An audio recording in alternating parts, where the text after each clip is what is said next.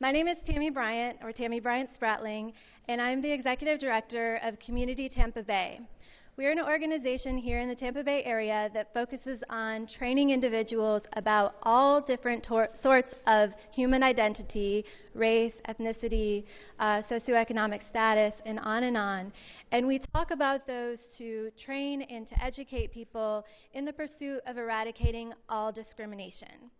And this green bench is going to be incorporated into some of the performances this evening.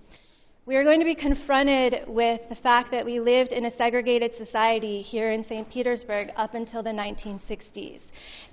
With that, I want the rest of the performances to speak for themselves, but these artists have been spending a lot of time preparing for this evening, and I'm really excited to watch along with you. So thank you.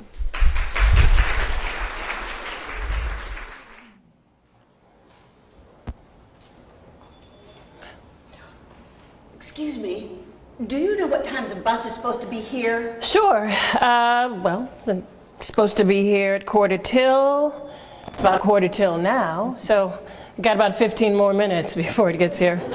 It's always late. Now I'm going to be late for my doctor's appointment. Oh, they'll probably keep you waiting there, too. This is my first time riding the bus. My grandson is driving my car today to take his driver's test. Well, I'm a teacher, and I have been taking this bus for 20 years to get to school. Oh, I forgot my umbrella. Was it supposed to rain today? Well, actually, the bus should arrive before it rains. Oh, would you like to sit down?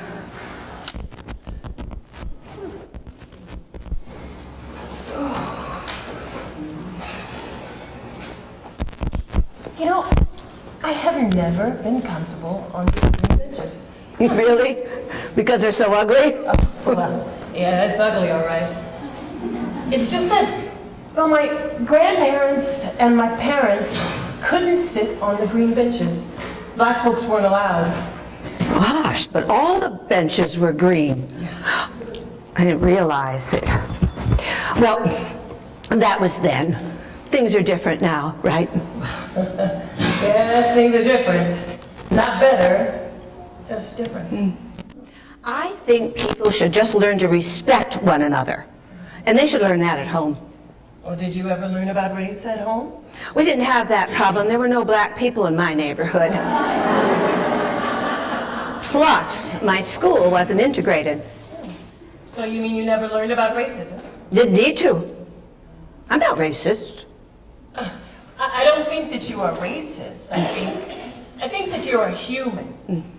And humans tend to fear what they don't understand. And racism isn't just some isolated incident by a person in a moral act. It's a system of power that, well, it keeps people oppressed. But I'm just one person. What can I do? Well, one person can do quite a bit. You can start by, well, talking about race and why it matters. But isn't that the problem? Always talking about race? Actually, it's the fear of talking about race that is the problem. Oh, excuse me.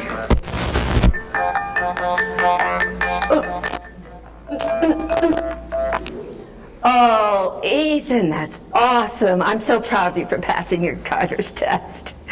Right now, I'm still waiting for the bus. Yes, I will call you as soon as I know what the doctor says. Love you too. Bye. That was my grandson. He's getting to be so big. He's going to be 16 next week, and he just can't wait to get his driver's license. Oh, he's handsome. And it looks like you too. Do you have kids? Yes, I have one son.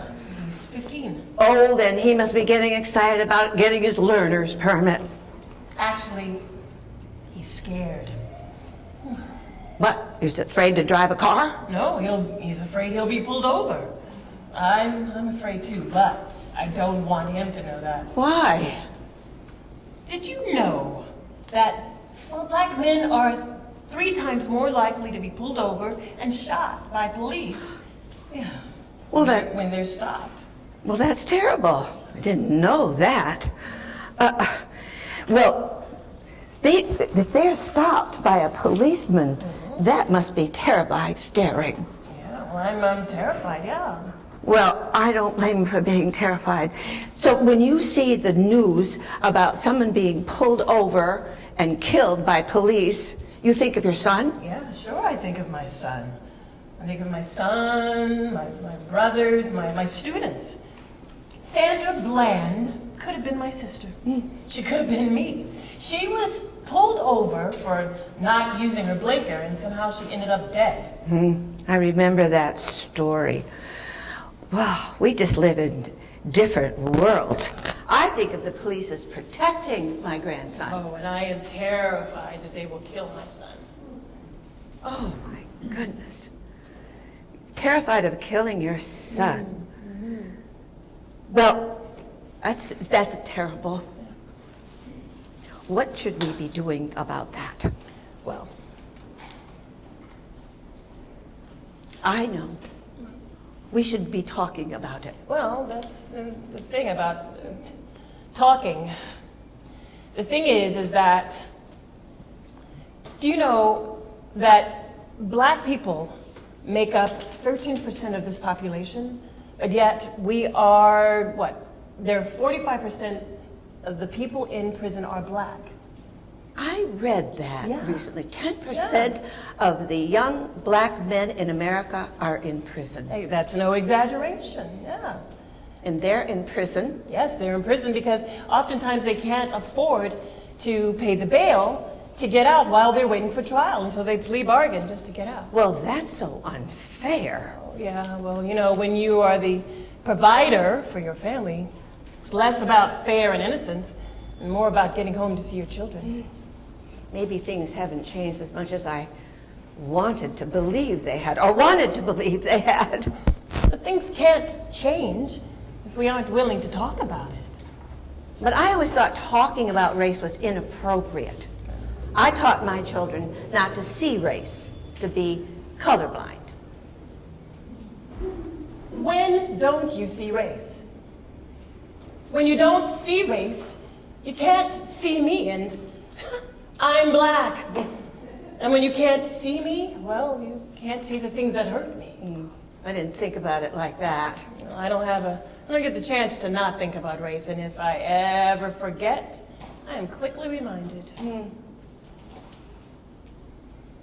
Well, I don't know what you mean by that. Well, you know, yesterday in the teacher's lounge, some co-workers were sharing a picture of a gorilla and a t-shirt that read, "He had a dream too." Oh, And they're always telling me, oh, they're just jokes and to lighten up.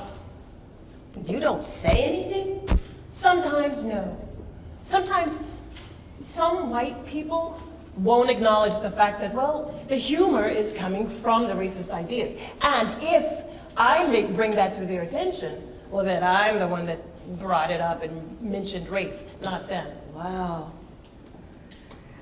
You mean to say that maybe black people don't want to share their experiences because they are trying to avoid a conversation about race? Well, I can't speak for all black people, but you know, sometimes I find it best just to avoid it.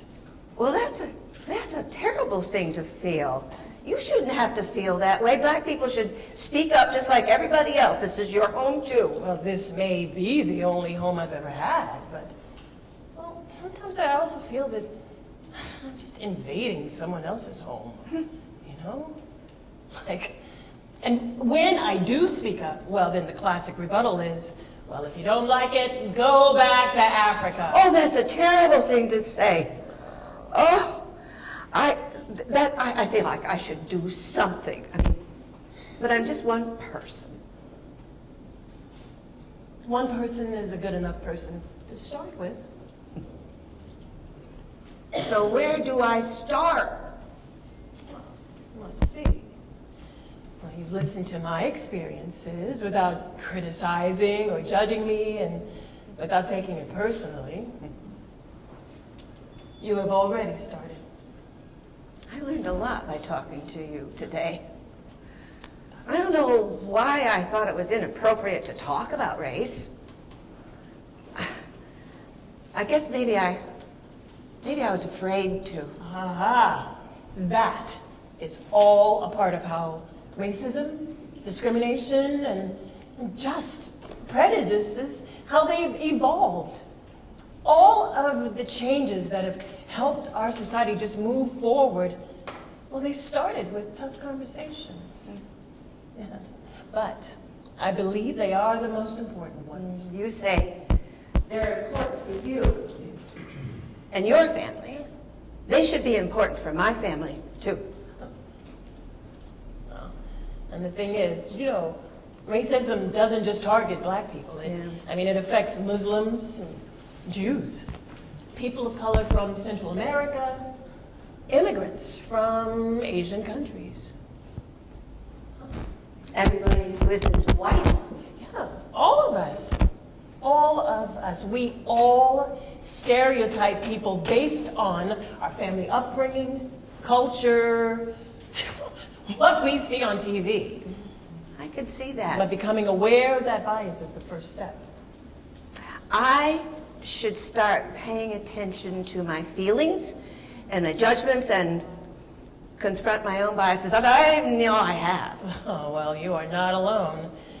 Do you know that some people still believe that racism doesn't exist in this country? Listen, I don't want you to feel bad or guilty about, well, the way you learned the world. You know what? I am so glad that bus was late today. I didn't know the story behind the green benches and how the benches made you feel. And I think I understand now how racism affects both of us. So I'm going to just start speaking up. Okay. Well, aren't you afraid of being criticized by your white friends? Maybe. But I'm not going to be a bystander anymore. I'm going to be an upstander. You know, one of my favorite people is Angela Davis. And she said, in a racist society, it's not enough to be non-racist. We must be anti-racist. Oh, hey, look, here's the bus. Oh, that's good. Thank goodness. By the way, my name is Lily. And I'm Rose.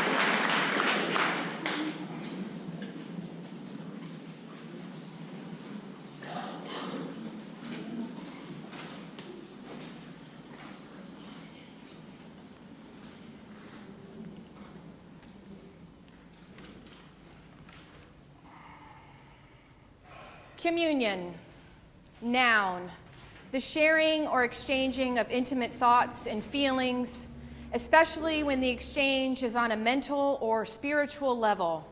Common participation in a mental or emotional experience. I am the white woman in the apartment next door to you in our big yellow house. I am raising a child on my own, often coming to and fro. You respond to me as a fellow poet and a dear friend. You tell me that I am yang in my outer world and yin in my inner. You have seen me as both. I appreciate being seen. I think of the many people that have never had an African American in their house. They have no black friends. When the apartment next door to us became available, you were the first person I thought of. I knew you would be the ideal neighbor.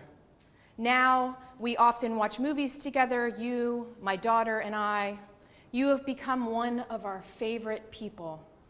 We break bread, swap stories, share secrets, and laugh about the world outside.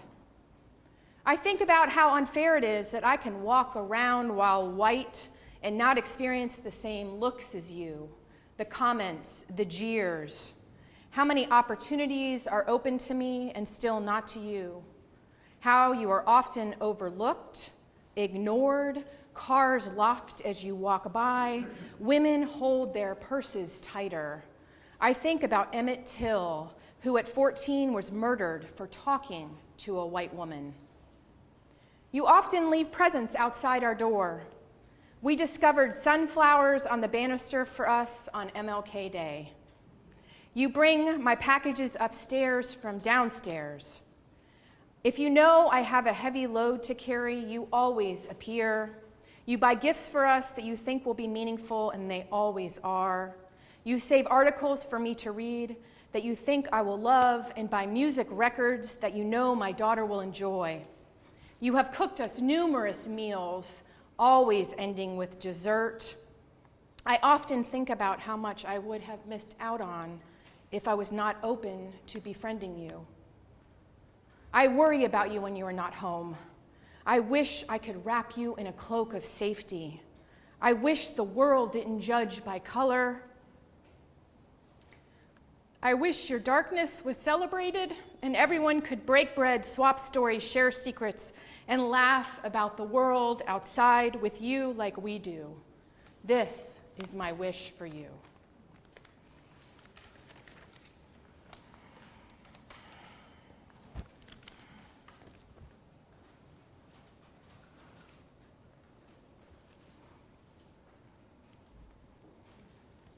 My floorboards creak underneath my weight. My feet chatting up the wood as it steps on the same wood belonging to the lemon cake house those I admire. This morning the news reads, Hollywood's familiar script. Oscar winners get political on Tinseltown's big night, bashing Trump, praising Karl Marx, and lecturing America. The cold winds of the news nips at my ears and my nose, and the harshness stop up my sinuses in the morning. Sound political judgment is like a breakfast sandwich. There's good stuff on the ends, but the best stuff is in the middle. I take a bite, but the eggs and bacon always seems to come out from the sides. When I was very little, I used to eat dinner with my babysitter's family. A white family. We had milk, our asphyxiatingly appropriate children's plates, our food, small and politely portioned but suffering from the neat disease. Mac and cheese, chicken nuggets, and green beans. The silences were unbearable. I never knew what to say. Being this little black boy eating dinner with them, I felt 50 feet tall. Something so freakish and strange, you wondered how I fit in with the house and the roof still on. It always felt like that. At whatever babysitter I was with, it was this odd little black child, even when my babysitters were black. I was too black for them.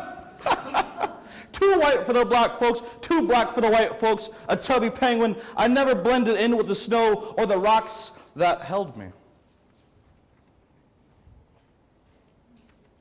I've always existed in these spaces. I'm like the common cold. Me and my people are always around somewhere, existing a little differently. Us germy people, we live separately and use tissues and runny noses, bad people mouthing about us, ignoring us in general. Our ethnicities separate, divided by a two-way mirror. And if you look hard enough, you can see people moving on the other side. White people. They wear nice clothes and fancy things. They're tall, they're blonde, they're beautiful. And they talk, and they talk, they talk. They have great degrees from fancy schools, Harvard, Stanford, you name it. It's so lonely when you're just looking through the other side of the two-way mirror. My stomach growls seeing the kind of foods they eat. Something from Blue Apron, the New York Times recipe magazine. But here in my new home, with my creaky floors and my drafty doors, I live with two sweet families. They're white, but they're so friendly and humble and warm. A married couple lives downstairs. They're sensitive and kind, and they just had a baby. And a nice lady lives next to them. She makes sure we recycle and compost our food. And next to me are a mother and daughter that come over when they're free. Last night we had mochi ice cream. And in this giant lemon cake of a thing that we call home, bookmarked and dog-eared between these spongy walls, we have communal meals of chocolate cake and ice cream, spiced apples, razzle dreams, eclairs, gumdrop pudding, and fudge fountains that pile to the sky. We watch movies about wizards and old magic and TV shows of worlds so close to ours, you can hear them breathing just along ours. I'm kept warm and full by these families who hopefully see color and see my beautiful brown skin, not fetishizing, but respecting it. They ask with small hands, and their breath is sweet as newborns. None of us are gorgeous white people, but we're not hot people. We're sweet, good people. Hopefully I'm exceptionally unexceptional and equal. A sweet among sweets, you might say. And if you hear us at night, it could be the creaky floorboards, or it's just us laughing and nibbling at the sides of our lemon cake home.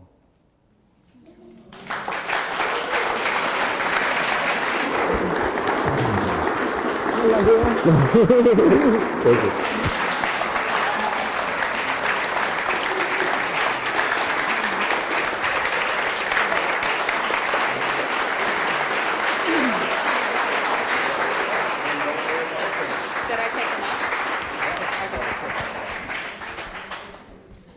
Hi, good evening. Thank you. My name is Barbara Mazer, and I'm a vocalist and a guitar player and a mom, and I work for the Florida Orchestra. And usually when people invite me to perform at something like this, it is to talk about my career in Jewish music. So I'm going to do a song for you that's called Olam Chesed Libaneh, which means I will fill this world with love. And as we know, the Jewish people have been through many, many times of tumultuousness over these many, many centuries. But despite all of that, we still want to fill this world with love and with hope. And so this is Olam Chesed Yibaneh.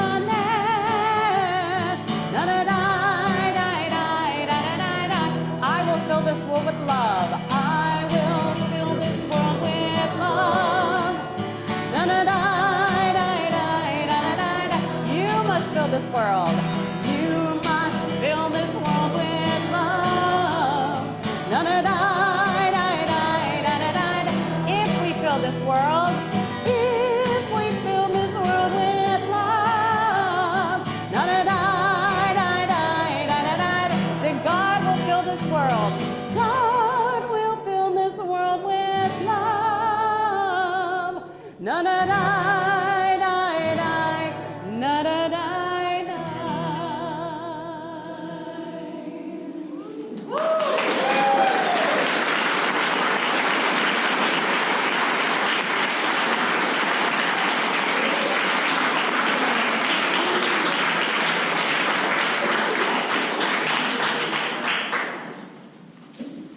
Well, this song that I'm going to do was written by Sam Cooke, and he wrote it just before he died, and it came out shortly after he was assassinated.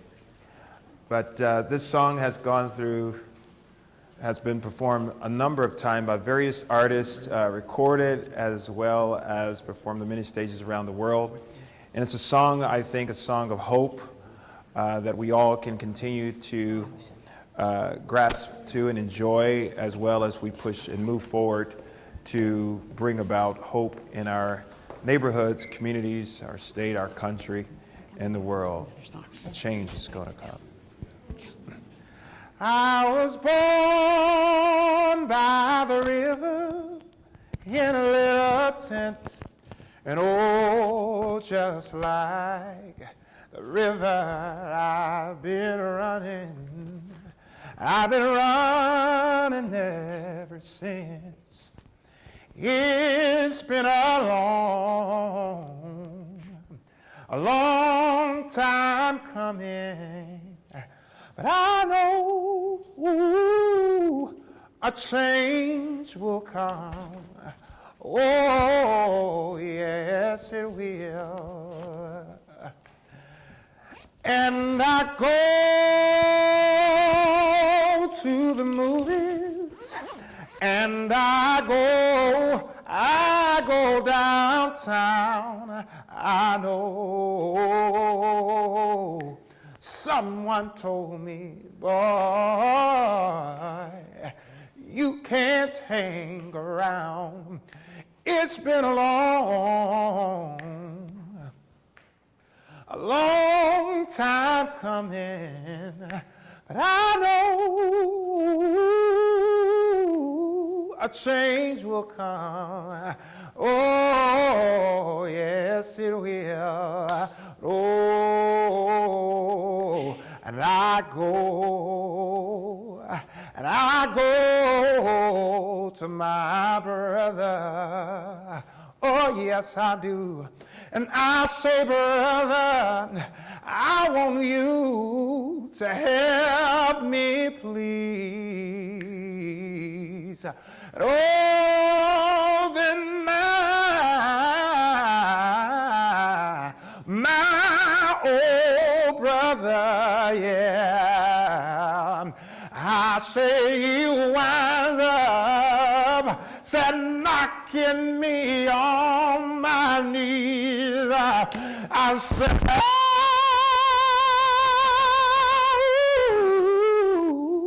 there were times that I thought that I couldn't last so long. I think that no. But I know that I'm able to carry on. It's been a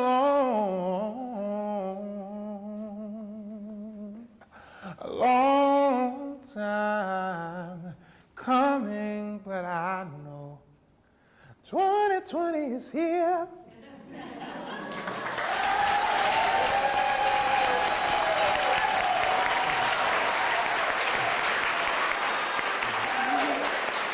Thank you.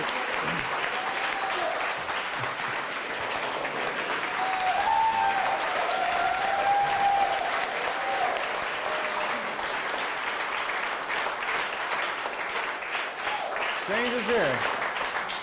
That's a song that it is performed a minimum of 10 million times a year is what it is. And it's been recorded 11,000 times. And it was written by John Newton, as noted in the program. But a little bit of history for those of you who know and those of you to be reminded, and those you didn't know. to be informed. He was a slave trader, and he had an epiphany, and he was awakened during the slave trade coming across the waters. And the song melody is on the Black Keys, which many of the spirituals, so often people refer to the Amazing Grace as a spiritual, or it's noted even though it's in the hymnal. But it's a song that, regardless of faith, creed, or ethnic group, or race, it reaches the soul.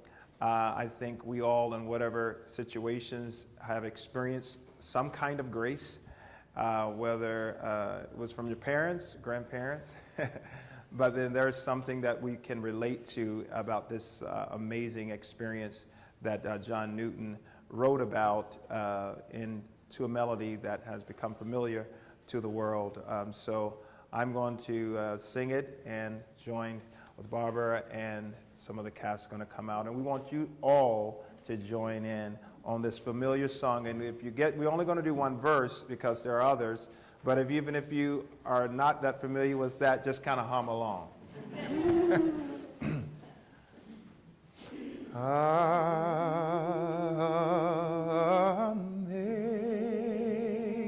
Amazing grace, how sweet the sound that saved